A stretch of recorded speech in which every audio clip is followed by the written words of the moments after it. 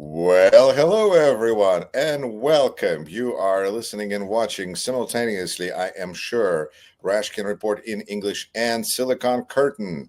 My name is Yuri Rashkin, and I'm joined by Jonathan Fink, and we are here to discuss, well, current events, but with particular eye, in my case, I feel towards Russia, Ukraine, democracy, really all the topics and themes you are used to seeing on both channels, but in different languages. But now we're doing it in English. I love it. Jonathan, how are you doing? I'm good. I'm good. I'm just trying to catch up with the tidal wave of news, which seems to be an average Monday these days. But things are moving apace. Things are definitely moving apace, and we got a ton of stuff to talk about. One of the episodes I put out today was actually on demographics, and they are looking catastrophic. We've looked at Russia's economy. We'll be talking about Russia's military, which is disastrous, but the demographics are simply catastrophic if you fast forward. So lots of stuff to dive Do you into. think what's the population of Russia in your estimation? Do you think it's really 140 million that Putin would like us to think? Do you think it's 90 million that some people say? Or I heard a number that all that's needed to operate this pipe of an economy is 40 million. Well, I mean, the number of people required to operate the economy and the population is completely different. I mean, you could probably get by with a couple of 100,000 to, extract the oil from the ground. Everybody else is superfluous. That is, I think, one of the problems. That's why dictatorships succeed, when the majority of the population and their needs and wants are entirely superfluous to requirements. No, I think this figure of 142 million, if we take that as the official figure, and you fast forward demographics to 2050, that is going to go down considerably, potentially to 132 is the predictions. But if that figure is wrong, that means the future demographics are going to be wrong, and the future population is going to be considerably smaller. I know that Jason Smart of the Kyiv Post did some episodes about this, and there are some fairly, I would say, compelling pieces of evidence, and there are some compelling ideas that Russia's population is actually a lot less than the official figure. Just without, I think it's important to watch your video because there's more information. But my thought is, who wants to live in Russia? Who wants to make babies in Russia? I mean, let's just get real here. But I mean, real numbers are good too. Well, that's one of the problems, isn't it? Unfortunately, it's the kind of people who probably don't care too much about how they live are the ones that are going to be making the babies, and the ones that are reasonably intelligent are the ones that are going to be like, yeah, I'm not going to bring a human into this life because that would be excessively cruel. Interestingly, we're having a similar situation right now in the United States with the results looking accordingly. But nonetheless, let's jump to today's news. We have president who was threatening a surprise, and it seems like we have a surprise. And so let's take a look at this video from, I believe, ABC News, and then we'll discuss. You're watching, news making, breaking right here live. Very unhappy I am with Russia, but we'll discuss that maybe a different day. But we're very, very unhappy with them, and we're going to be doing very severe tariffs if we don't have a deal in 50 days. Tariffs at about 100%. You'd call them secondary tariffs. You know what that means. But today we're going to talk about something else. And as you know, we've spent $350 billion approximately on this war with Russia and Ukraine, and would like to see it end. It wasn't my war, it was Biden's war. It's not my war, I'm trying to get you out of it. And we want to see it end. And I'm disappointed in President Putin because I thought we would have had a deal 2 months ago, but it doesn't seem to get there. So based on that, we're going to be doing secondary tariffs if we don't have a deal in 50 days. It's very simple. And they'll be at 100%. And that's the way it is. That can be more simple. It's just the way it is. I hope we don't have to do it. But regardless, we are going to be, we make the greatest military equipment in the world, whether it's missiles. You saw that recently in Iran, the way those planes flew in, they had every single 14 bombs hit every target. Then you had the helicopter shoot Now he's going a off. total of 30 bombs, 30 missiles, and they hit every single, Marco, is that right? Every single piece, every single target. And it was, I guess, on a scale of 0 to 10, they say it was about a 15. That's how successful it was. That's how lethal it was, a word they like to use nowadays. But it was an amazing, well-organized attack that people in this country wanted to do for 24 years. You know, when we had the pilots in last week, they were saying, sir, we've been practicing this for 24 years, meaning people, not them, but other people that are a little older now. But they too, and you were the one that let us do it. But we've been practicing it 3 to 4 times a year for 22, 24 years, because they always knew they had to stop Iran from doing what they were doing, which is trying to come up with a nuclear weapon, a nuclear bomb. And we did it very successfully. And we make the best equipment, the best missiles, the best of everything. The European nations know that.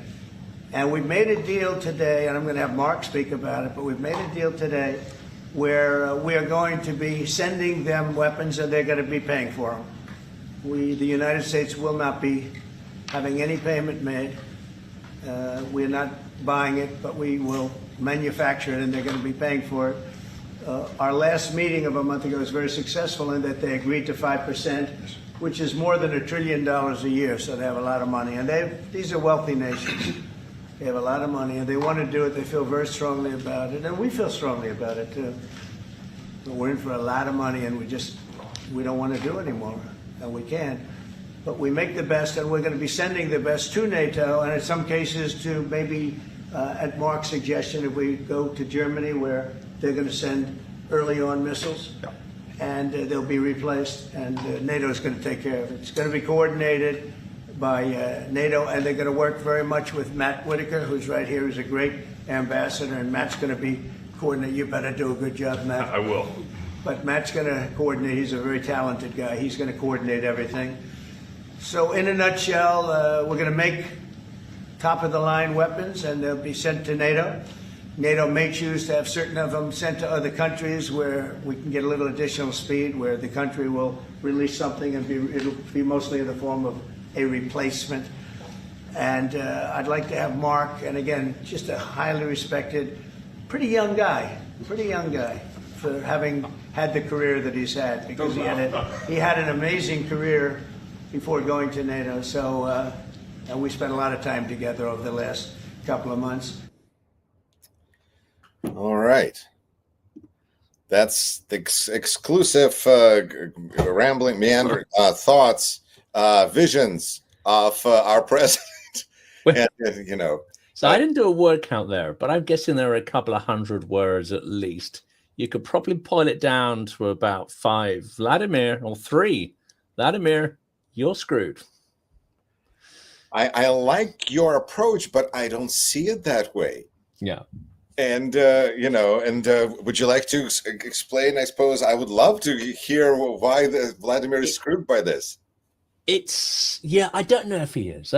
And this idea of, you know, giving them another 50 days. Well, look, we've had, you know, we'll get back to you in 2 weeks. We'll get back to you in 2 weeks. We'll get back to you in 2 weeks.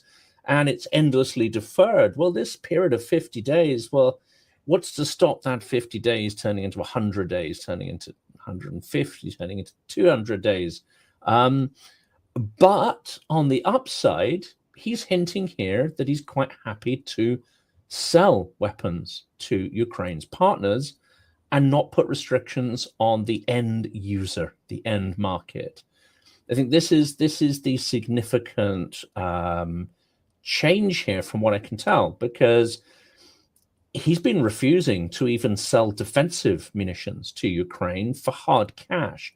They were asking for Patriots, and recently the transition of Patriots was blocked. Not the new ones they offered to buy, but the ones that were already mandated by the Biden administration. So the idea that US factories are going to ramp up based on substantial European orders to defend Europe and potentially to pass some of that kit on to Ukraine. That seems to be a huge change.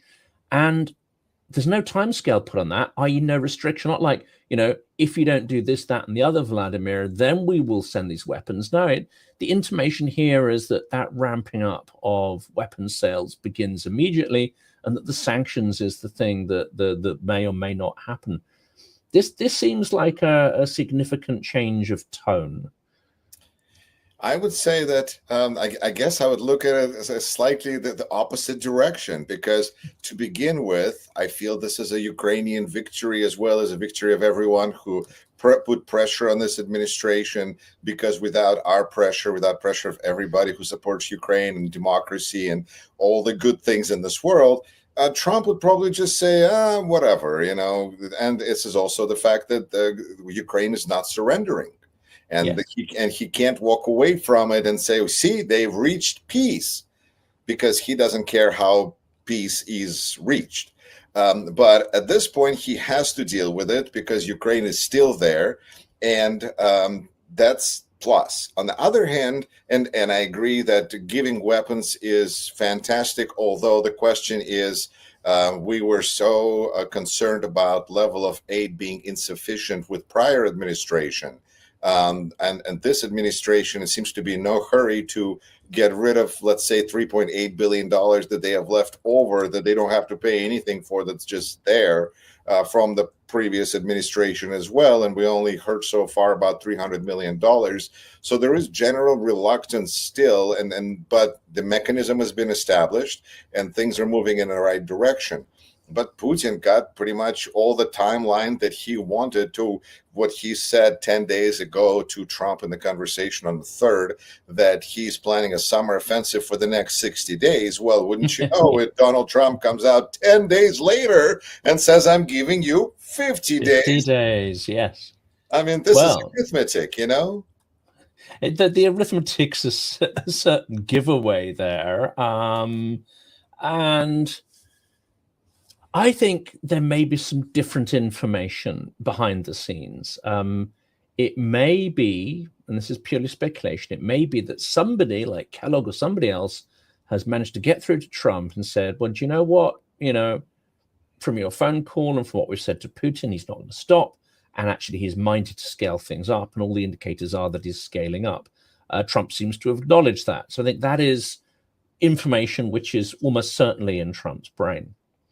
He may also have got information because, he's, I don't want to insult him, but, even he would say, okay, well, what does this mean? Are they going to take the whole country? Are they not? What's going to happen here? It may be that someone's got to him and said, well, you know what?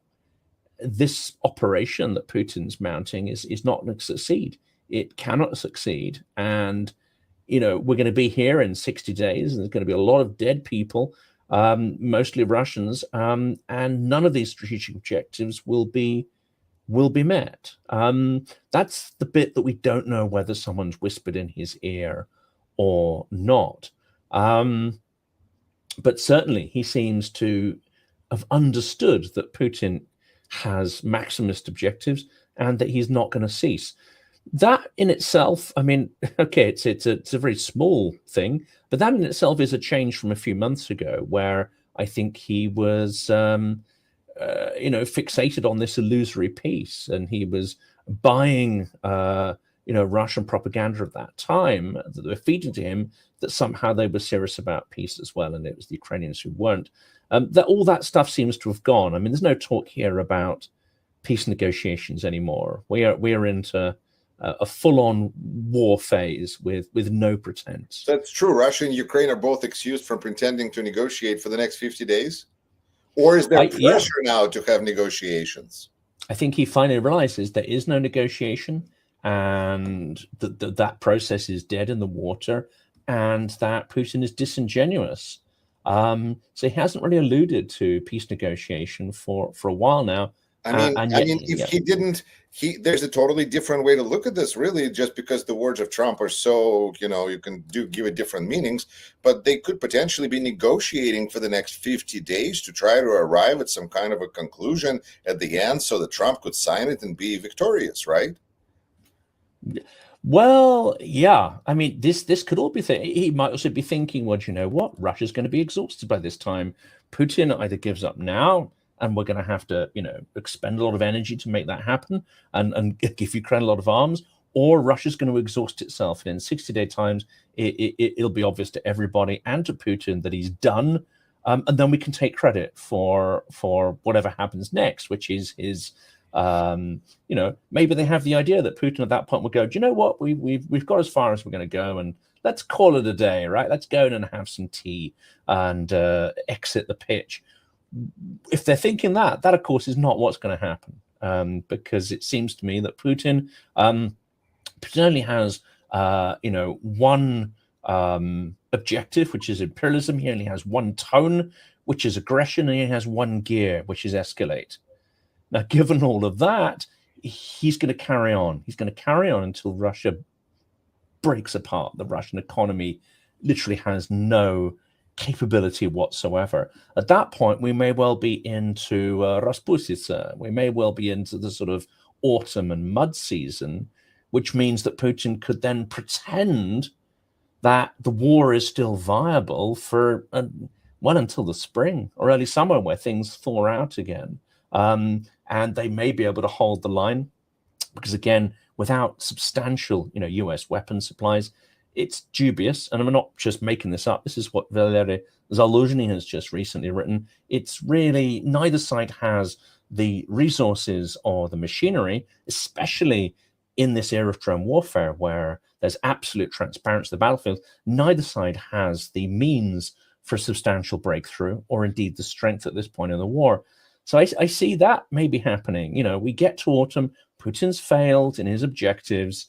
It's catastrophic. Gherkin writes another couple of letters from prison decrying everybody. Blah, blah, blah. On it goes. And then we're into autumn, and they sort of hunker down for whatever that is, continuing to sort of lob explosives into Ukraine.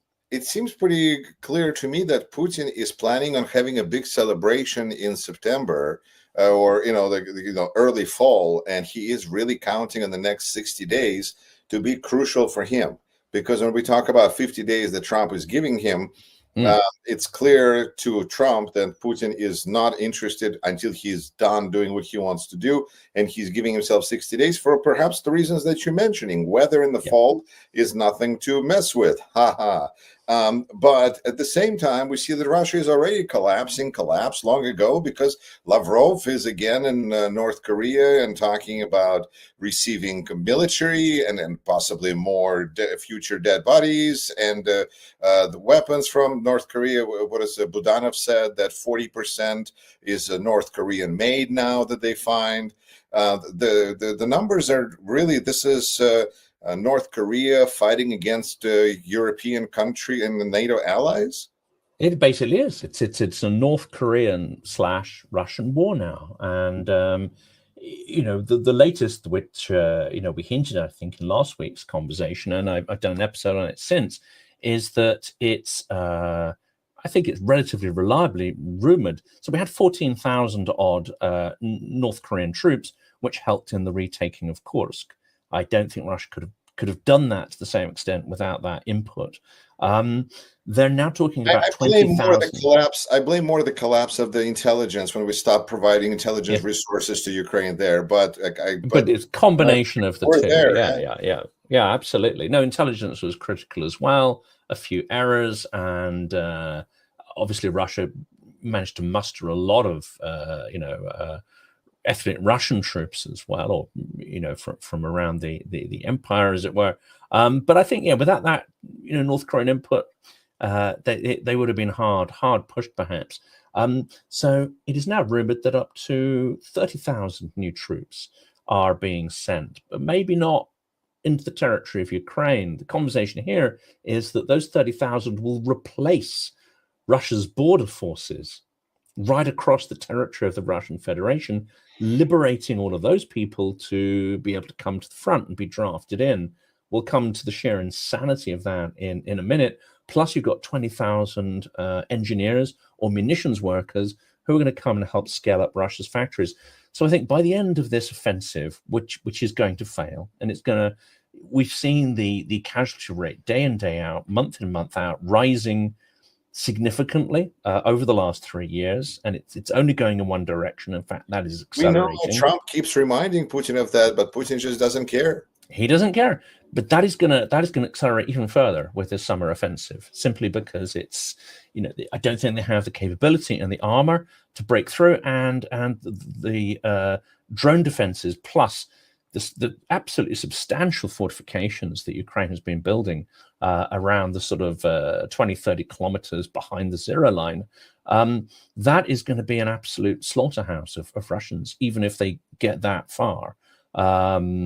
It's going to be very difficult because these things are built, quite unlike previous fortifications. These have actually been built into the landscape. They've been built with the idea of defending, high ground, defending territory, and creating areas where you can kind of kettle and attrit Russian forces.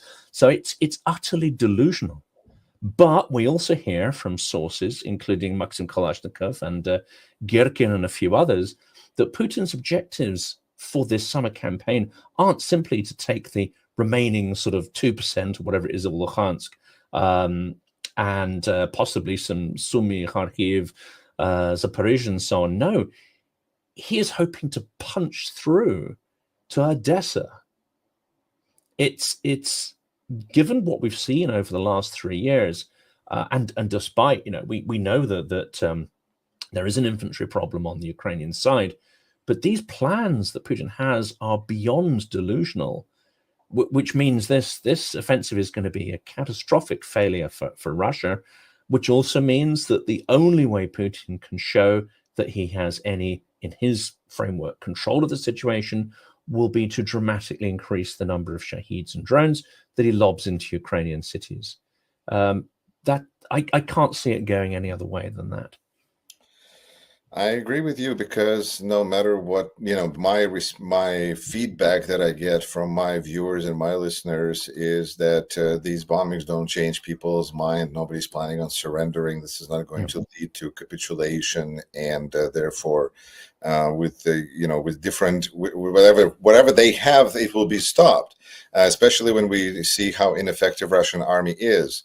But it's interesting to me as I kind of go back to the Trump, the quote and his thought pattern. Ukrainians, and for 3 years I've been in Ukrainian info space explaining that Trump means nothing good for Ukraine, and people were saying, well, no, he probably does. Now they don't trust him at all. And I'm going, well, but I mean, it looks like he is sending weapons, and Ukrainians are going, we don't trust him. We don't believe him anymore. That lying Trump. Well, you earn your reputation. And I think the reputation is absolutely justified. Kellogg is perhaps a curious character who stands out to the administration. He said some really tone deaf and absolutely appalling things, but he's also said some things that show he at least understands something of what's going on. That matches, because he used to be national security advisor for Mike Pence, who is known for similar qualities. Yes, but at the end of the day, is he a character who is going to say resign over a point of principle? Is he going to carry through an argument based on moral grounds or conviction in the face of bullies, or characters like Trump who can literally sort of shout you down? No, he's not. He will make his case, whether it's listened to or not, and then he'll subside into the shadows, and he'll do what he's been doing. He'll appear on the news, he'll say various things in the same kind of measured tones. Will he make any kind of difference? No, I think he's almost like the invisible man in the administration, especially if he's saying things they don't want to hear. He just, sorry, did someone say something? So again, but I think there's a lot of analysts and people who hang on his words as if they are representing the actual policy of I call it the administration, but you have to say, the policy of Trump himself. And then last week, the Eldridge Colby and Hegseth thing. Now, I don't remember whether we talked about this or not, but I have discussed it with quite a few people, and they said the idea that Colby just went off and did this on his own. I mean, he is known to be a difficult character, let's say, and something of an outsider, and with very distinct ideas. But the idea that he went off and did that in Trump's administration without any kind of, by your leave, seems fairly implausible. So again, I don't know what your thoughts are. I mean, you're much closer to US politics, but it seems to me that this is almost certainly Trump saying, "Hey, let's give it a go, and if people don't like it, then we'll just pin it on you, and I'll pretend I had nothing to do with it." I think about a mafia Donald said would somebody please relieve me of this person? It would be so nice if that just was not okay, moving on. Yeah. And because otherwise it looks like maybe the real president of the United States is Eldridge Colby. Yeah. Like maybe it's like Colby 2028, because he's the one who decides what we do with our foreign policy, where we send troops, where we take troops out of. And on my channel, I discussed as well this interesting persona because he has attacked verbally different allies of the United States, where he broke negotiations with Japan when they agreed to a 3.5% number, and he then insisted that it needs to be 5%. I'm trying to think of what other instance there was of him inserting himself into. I believe when the carrier was sent by like France or something to Pacific Ocean, and Colby inquired if it could be reversed and sent back, and just very aggressively pushing this America first, and you all are not needed here, please, without please go away attitude. I do feel like this is actually, there's a bigger problem here, which kind of goes back to the HR situation in the White House with Sergio Gore. I was going to ask you about Gore, because the fact that it's so funny. But let's just say, stay on point with him, is that this administration looks for people with the right qualities on a variety of levels to put them in the right positions, and some of these have already shown themselves to be such people during the first administration. Colby was there before. So I think the problem is on some level so much bigger than Trump, and these people, it's like Trump's deep state. When they feel like they know what president wants, even if he's going to be not quite saying it, or maybe he is saying it now today, they know what he really means. And it's this kind of a quiet following is interesting and kind of scary. But with Gore, it's been amusing to see a response of my audience, many of whom are from Tashkent, as is he apparently, which is not Russia at all, but still was part of USSR. Part of he doesn't look too Uzbek to me. I mean, this may just be my incipient racism there, but he doesn't seem to have the classic Uzbek features, dare I say it. You are correct. In a racial profiling poster, he would not pass for an Uzbek. You're absolutely right. I believe that he's got a Jewish background, but I think that and his mother is supposedly, according to Times of Malta, is citizen of Israel. So he's got, plenty of international connections to speak any language and look any part, but he has, 38 years, and he's got such history of working for such strange characters in Republican Party who all have some kind of connection to Russia, that it's just like, it seems like there's a molding of interest that's been happening also far before yesterday. It's been a while. But he and his parents seem to have generated businesses that were rather lucrative without necessarily having the background one would have thought to be sort of, instant hits in business. Now, of course, I've been in business, and you get some weird stuff, and you get odd characters, and many people who are exceedingly rich are actually rather odd characters. But, there is a profile of sleeper cells as well, whereby you'll be nudged along your way. You'll be given some kind of assistance and connections to help set yourself up financially. That will then both provide cover, but also it means the state doesn't have to necessarily create the risk of having to sort of pay you a lot to keep those operations going.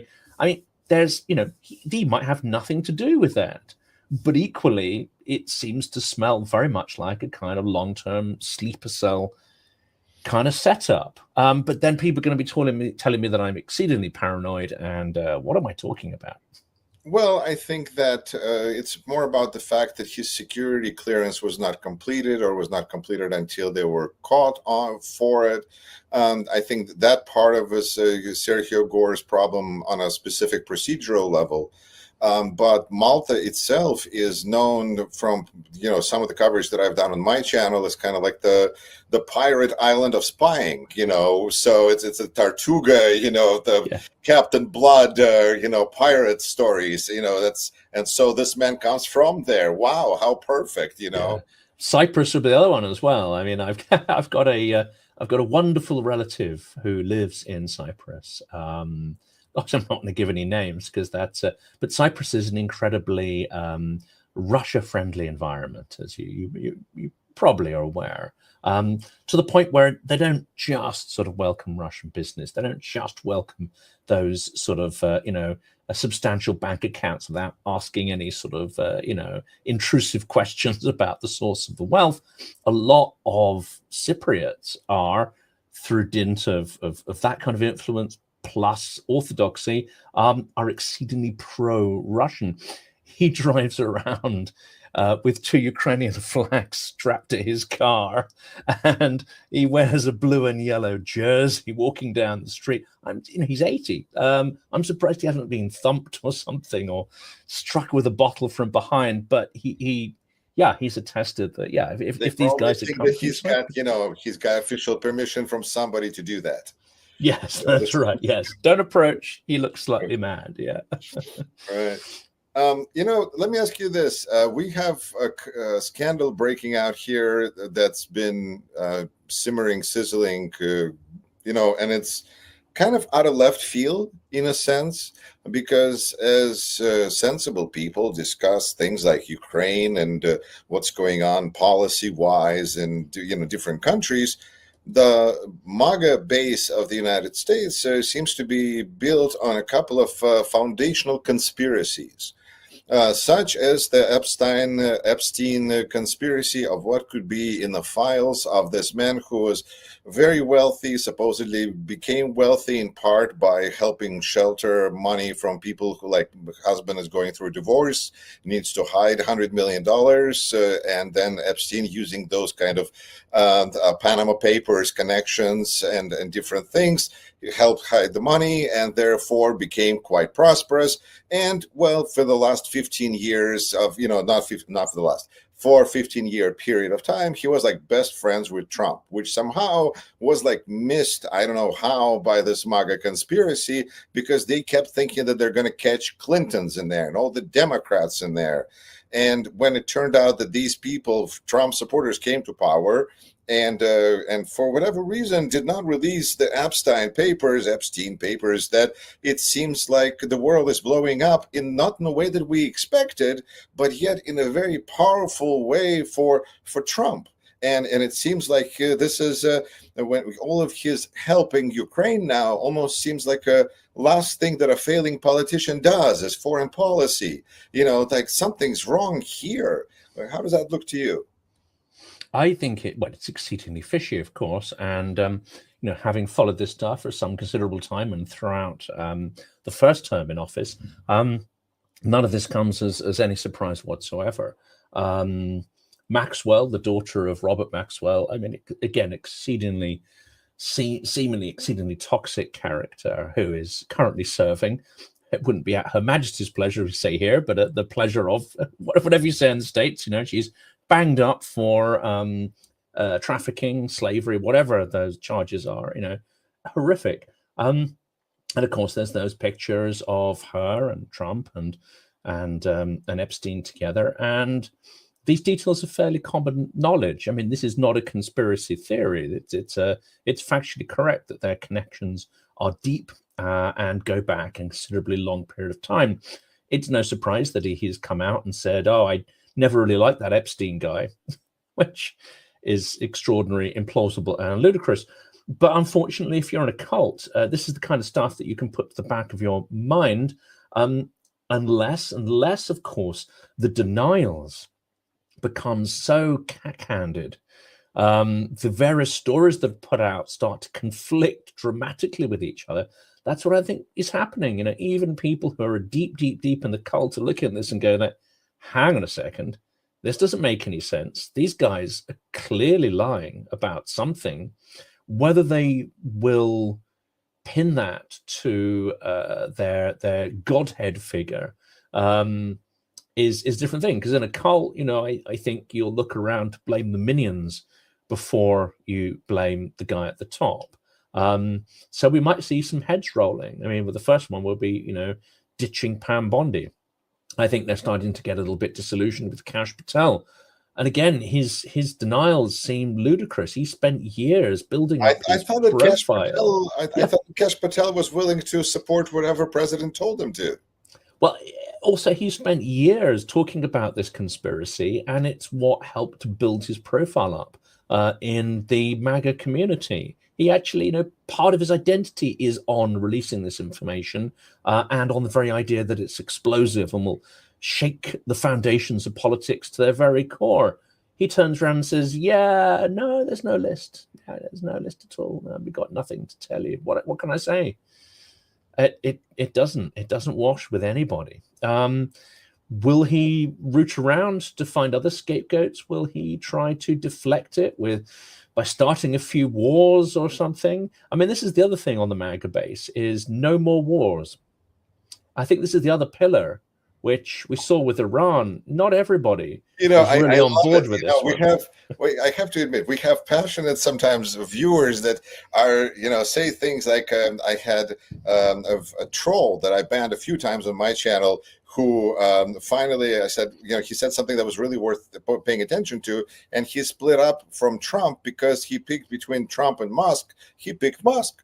But now we're seeing further crumbling in the base, and this is like right here in our chat. We see Neo71. The buck stops with Donald, not scam Bondi. So, you know, she sacrificing a beautiful blonde is not going to save this this situation. I mean, should I say the track record isn't good? The buck has never stopped with Donald J. Trump.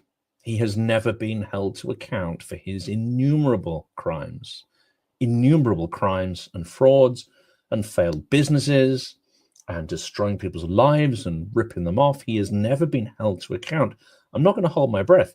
He is also, you know, to extend it to one of the comments there, who's, you know, alluding to the clickbaity headline I gave. No, Vladimir isn't necessarily screwed here, as you say, because Trump has not promised anything dramatic that's going to instantly take Putin down.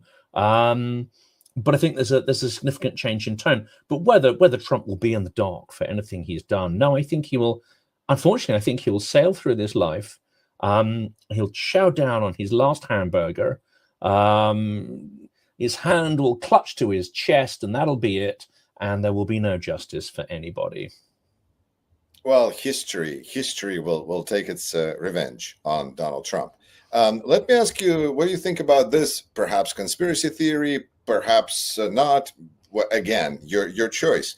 What about, since we can safely presume that Epstein had connections with Kremlin, and this is that Kremlin probably has as complete a file on Donald from Epstein as anybody, as any place. What if this is a pressure campaign on Donald Trump to quit on Ukraine, to follow through some whatever obligations and continue with his policies and not stand in the way of Vladimir Putin? And because it's interesting to see Tucker Carlson's position here, who has said that essentially Pam Bondi is made a whole bunch out of nothing. She is terrible, but there's nothing to see here in the end. So this is kind of like an interesting splitting the hairs, but basically bringing more chaos. Yes, I think this is going to run for a bit longer. I can see him sort of pretending it's going away, but if they carry on with some of the sort of excuses, then he may have to get some sacrificial lambs in there. he may have to throw people under the bus. The question is, does that make it worse? Once people are outside the tent, once the sort of status and privilege of being, at the center of MAGA world, sounds like a really crap theme park, doesn't it? Once the privilege of being ejected from the MAGA paradise in the administration, a lot of people have turned around and sort of spilled the beans. And of course, they're instantly sort of decried and rejected. We can think of there's just so many. Almost anyone who seems to have left the first Trump administration has written a book about how monumentally, catastrophically awful it was. But of course, no one in MAGA world are gonna read that stuff. No one from that cult are going to watch Scaramucci, for instance, who is highly entertaining and quite incisive about what makes that all tick. Whether some of these characters do the same, I don't know. I don't see the evidence of it sticking. I mean, he's the Teflon Don. Nothing seems to stick to the old Donald. Well, I have my hopes, doubts, whatever you want to call them, but it seems like this situation with this particular scandal may have more legs than Donald would prefer. And I think that he's just he found himself in an interesting situation. I feel that his crowd, his MAGA crowd, are so bloodthirsty that they will eat him alive if they need to satisfy their bloodthirst, because it's just, at the same time, this is also ruining reputation of J.D. Vance, because he also, like all of them, swore oath, I think, on this Epstein file, and if it's not being released and they're not facilitating it, then they're all like damned by their own, petard. And it's so it's interesting to see the fallout of it, and I guess that's why it's important to follow exciting channels on YouTube where you will hear all the details. Well, this is it. I mean, and that's this is just one of the good things, at least, is that covering these stories are both important, but also it gives you to something to talk about, because it's painful covering every day, what's happening in Ukraine. And I wrap my brains to try and see how we can get what's happening in Ukraine, into people's heads, because I met some people at the weekend who they glance at the headlines.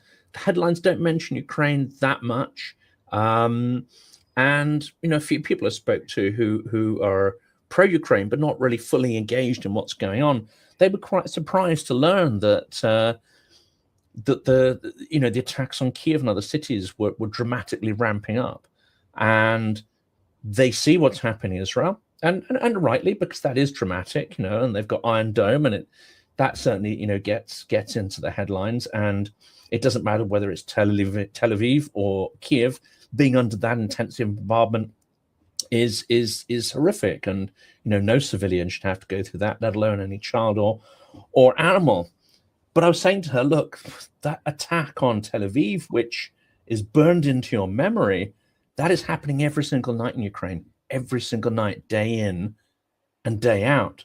And they don't have Iron Dome. They have some systems, bodged together, and they're incredibly good at what they do, but they do not have that same sort of protective systems. But it's happening every single day. And she's like, well, why am I not reading about this? It's because, unfortunately, the news media, once you've reported on something once or twice, editors are like, yeah, no, we've done that. It doesn't matter that it's happening. Doesn't matter that it is probably the most momentous war at scale and strategically important war since the Second World War.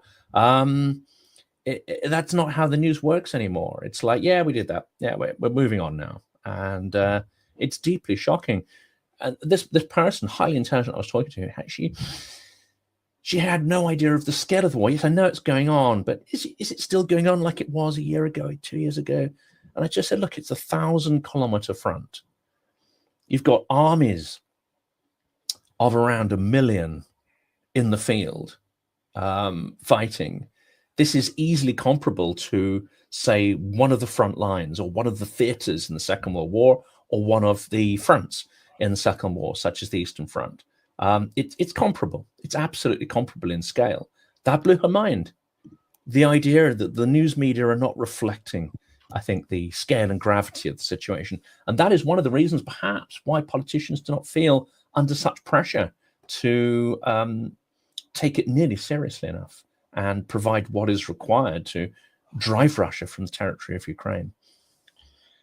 I will admit that I think that it's difficult to watch war news day in and day out, and I feel like our numbers show that viewership is down in the summer unless Donald Trump says some crazy thing like, "Oh, surprise on Monday." But overall, people just get tired. They want to tune out. They want to listen to and enjoy something more peaceful. But at the same time, this is the best time for Putin's war machine to attempt to once again try to accomplish its evil goals of conquering Ukraine. And this is where I'm glad. I don't know if that's the right word.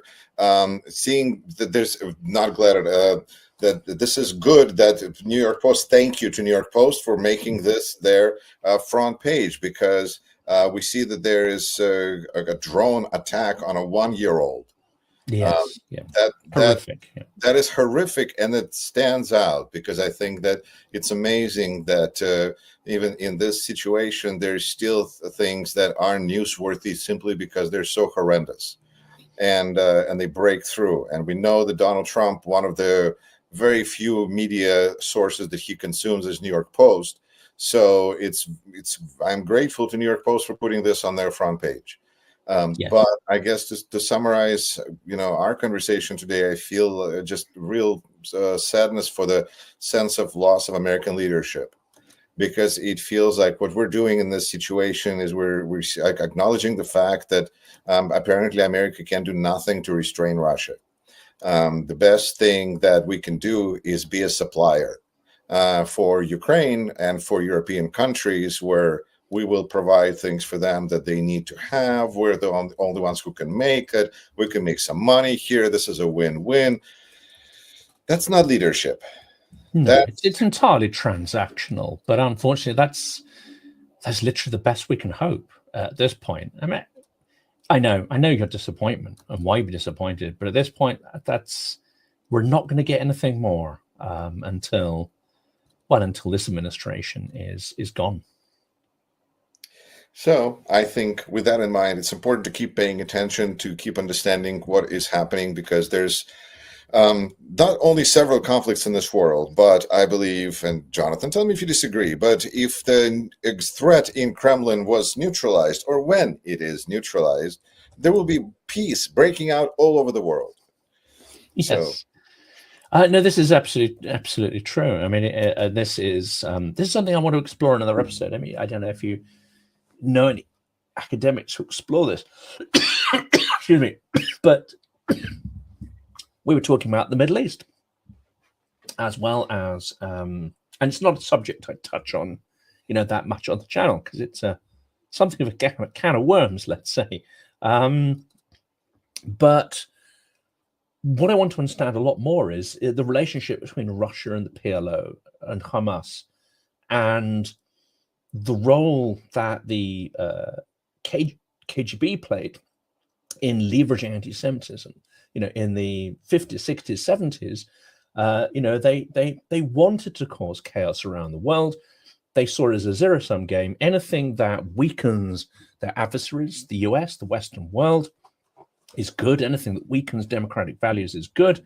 And I think they saw the struggle in the Middle East as an ideal vehicle to generate chaos, to try and weaken the West. And I think that's continued up to the present day. So yes, if they were to cease to have the means, and it would be even better if they had no intent to cause chaos, but certainly if they're deprived of the means to do that, you will, I think, dramatically see peace breaking out in a whole number of situations.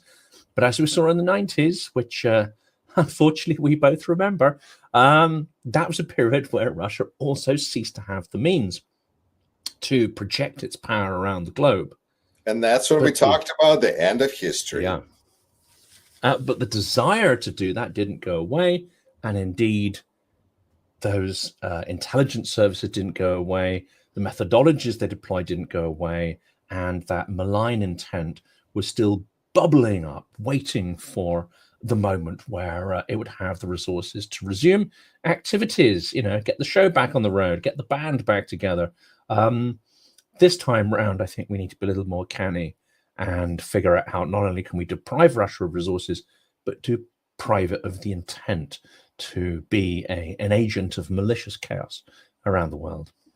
I think one of the things that is becoming very obvious, and thank goodness for that as well, is that we're starting to realize and admit that there was a big mistake that was made in around 1991 when Soviet Union collapsed, and we decided that everything is great now and the problem's been fixed and we can walk away now and everything's going to be wonderful if we just cover Russia with lots and lots of money.